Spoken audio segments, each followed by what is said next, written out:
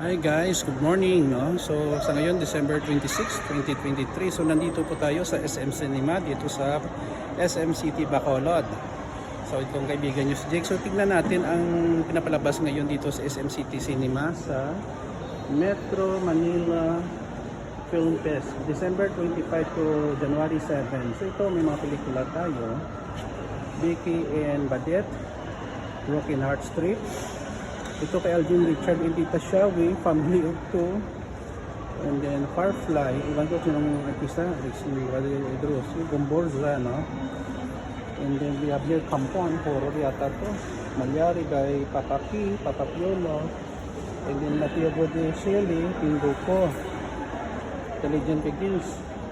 And then Rewind, Dingdong Imarian, asawa to. And then kay Ate V and Boyet De Leon, When I Met You, no? So ito po, no, sa pinapalabas ngayon dito sa SM Cinema, no, dito po sa Bacolod, Metro Manila Film Festival.